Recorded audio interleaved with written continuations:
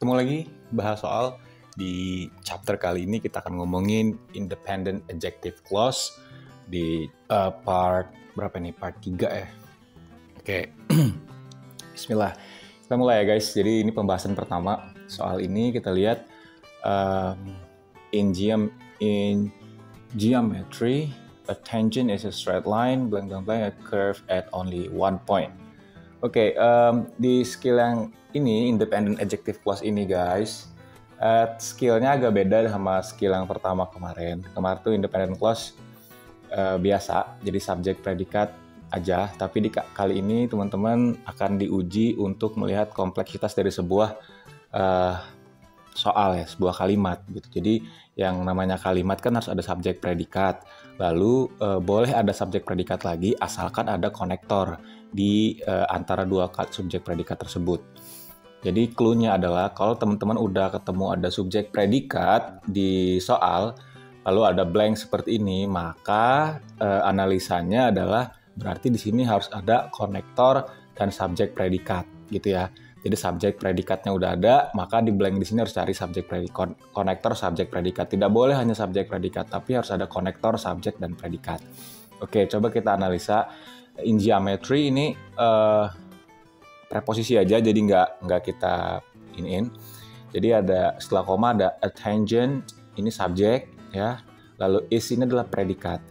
Nah di sini blank, maka kita cari di sini kan setelah blank nggak ada subjek predikat ya. Kita lihat aja di ABCD yang mana subjek predikat. Yang ada subjek predikat plus konektor. Yang nggak ada konektor kita langsung reduksi. Yang A ini kita buang karena nggak ada konektor ya, hanya subjek predikat. Yang B ada konektor, tapi predikatnya bentuknya participle, jadi ini kurang tepat, jadi langsung kita coret.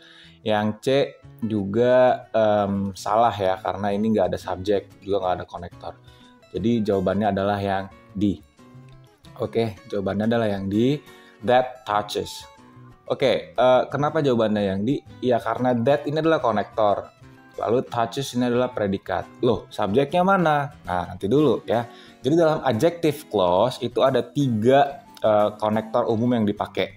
Yang pertama which, konektor untuk benda. Ada who untuk orang. Lalu ada that yang bisa digunakan untuk keduanya. Nah, konektor who, which, dan that itu bisa juga berfungsi sebagai subjek asalkan subjeknya sama ya, subjek dari klausa pertama sama anak klausanya sama, maka subjeknya bisa dilebur ke dalam konektornya gitu.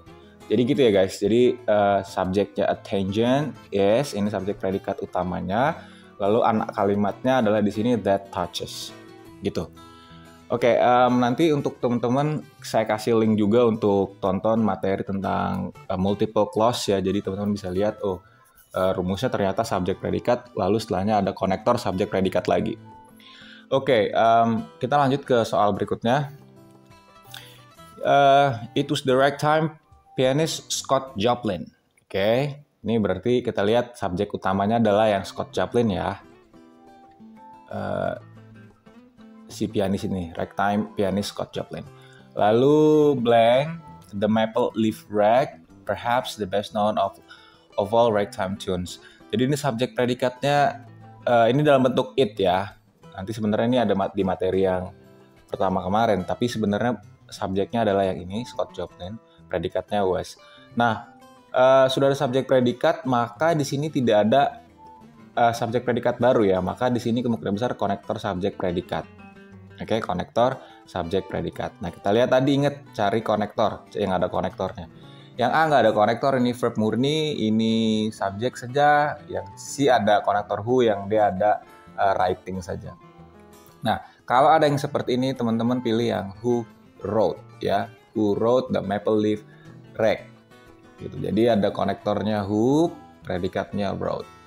Oke, gitu ya. Jadi kenapa nggak ada subjeknya? Ya karena sama. Tadi ingat nggak? Kalau subjeknya sama, maka konektor adjektifnya bisa juga berfungsi sebagai subjek. Oke, gitu ya. Mudah-mudahan bisa dimengerti guys. Berikutnya kita ke soal nomor 3. There are over 2,000 varieties of snakes. Nah, subjek predikatnya udah ada nih. Ini bentuk invert, jadi ini predikatnya are, subjeknya ini over 2,000 varieties of snakes ya. Jadi jangan kagok kalau ada verb bukan. Maksudnya gini, adverbial of place gitu ya, adverbial place. Jadi itu akan dibalik subjek predikatnya. Lalu koma, subjek baru harusnya ya, subjek baru. Nah, untuk ada subjek baru, maka di sini harus ada konektor subjek baru. Karena di sini ada predikatnya udah ada. Maka teman-teman langsung cari aja yang konektor subjek predikat. Konektor subjek. Yang ini nggak ada. Mostly ini bukan ya. Mostly ini bukan konektor. Yang B ini most of them juga bukan. Ini subjek saja. Yang C most of which. Ini ada konektor tapi dalam bentuk yang tidak tepat. Yang jawabannya adalah yang D. Ya, konektornya which. Most di sana boleh melengkapi ya, which most are harmless to humans gitu. Jadi sebenarnya basicnya buat teman-teman yang masih low analysis, teman-teman pakai teknik itu aja deh, subjek predikat, lalu cari kalau misalnya ada blank, setelah blank itu nggak ada kalimat baru, maka cari yang ada komponen konektor subjek predikat sebagai anak kalimat gitu. Berikutnya, smoke jumpers are blank blank blank descend into remote areas by parachute to fight forest fires. Subjeknya udah ada, tebak dulu coba yang mana? Iya betul ya, smoke jumpers ini subjeknya, predikatnya iya betul are. Jadi subjek predikat blank. Descend ini adalah predikat guys, karena artinya turun ya, turun. Lalu di sini tidak ada apa-apa lagi, maka di sini strukturnya adalah subjek, predikat, lalu ada predikat. Maka logiknya adalah di sini butuhnya konektor subjek, gitu ya, konektor subjek dan objek buat melengkapi ini.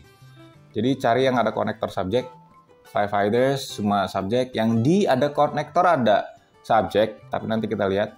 Yang C ada konektor lalu ada koma ya, ini kurang tepat. Yang D ada objeknya bagi CR lalu ada konektor who. Nah, jadi yang tepat yang mana? Ini typo ya, bukan D tapi B. Sekali lagi, yang bisa kita gunakan di sini adalah, maksudnya gini, ya konektor yang bisa berfungsi juga sebagai subjek itu hanya berlaku bagi konektor-konektor di adjective clause seperti who, that, dan which. Sedangkan when ini nggak bisa guys. When ini adalah adverbial ya, jadi itu adalah keterangan, jadi dia nggak berlaku untuk dalam struktur seperti ini ya. Jadi jawabannya adalah yang D. Jadi smoke jumpers are firefighters gitu. Smoke jumpers adalah pemadam kebakaran yang descend into remote areas, yang turun ke daerah terpencil menggunakan parasut ya untuk memadamkan kebakaran hutan. Oke, gitu. Lanjut ya, kita ke soal berikutnya.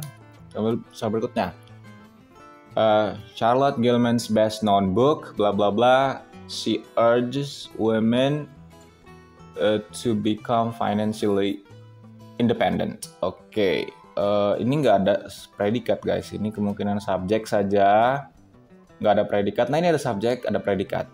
Ada subjek, ada predikat. Maka sebelumnya di sini curigain, jangan-jangan yang di sini butuh predikat ya, karena di sini sudah ada subjek, butuh predikat biar strukturnya sempurna, subjek lalu predikat.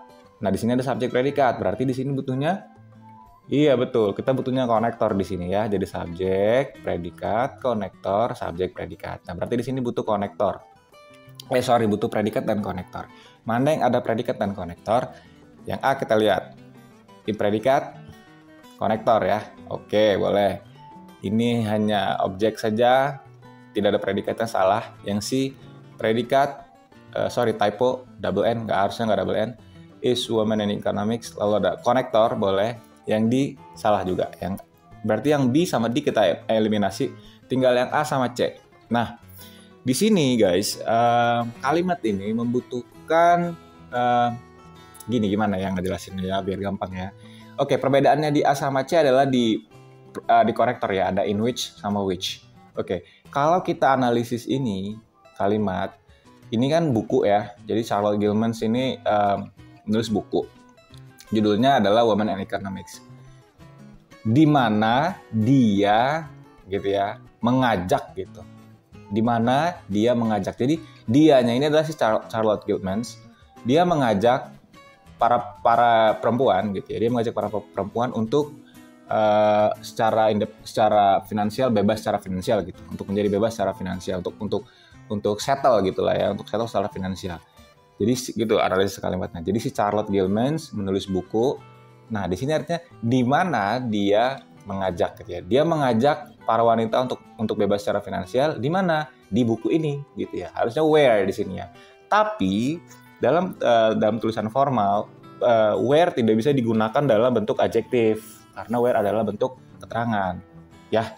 Nah, cara menggantinya adalah diganti dengan in which gitu. In which. Jadi di mana? In which she urges women to become financially independent gitu. Jadi hati-hati guys, jadi nggak melulu tentang subject connector saja. Teman-teman juga harus menganalisis sedikit kalimatnya dengan logik. Jadi kalau misalnya dalam case seperti ini ketemu yang konektor dengan which sama in which, ya teman-teman tinggal lihat dulu aja.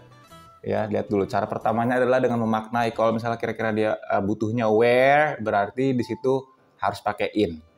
Ya, karena dalam adjective clause tidak boleh ada where sebagai konektor, harus ada which-nya. Oke, gitu guys penjelasannya, mudah-mudahan mudah dimengerti. Kalau teman-teman masih kurang paham, nanti teman-teman bisa diskusi di kolom komentar atau DM kita di Instagram buat ngobrol-ngobrol untuk dapat penjelasan lebih lanjut. Dan juga kalau teman-teman mau dapat free bimbingan ya buat teman-teman yang memang lagi dalam kesulitan dalam belajar TOEFL atau mempersiapkan untuk beasiswa, atau teman-teman dosen yang sedang berjuang untuk program sekolah lanjutnya dan butuh bahasa Inggris untuk menjawab soal-soal seperti ini, ya teman-teman silahkan kontak kita, nanti kita coba bantuin kalian untuk persiapan proficiency test kalian. Itu aja untuk penjelasan kali ini guys. Terima kasih banyak udah nonton. Thank you so much for watching. See you next time. Tetap semangat menjaga mimpinya. Sehat selalu dan assalamualaikum warahmatullahi wabarakatuh. Bye bye. Ciao.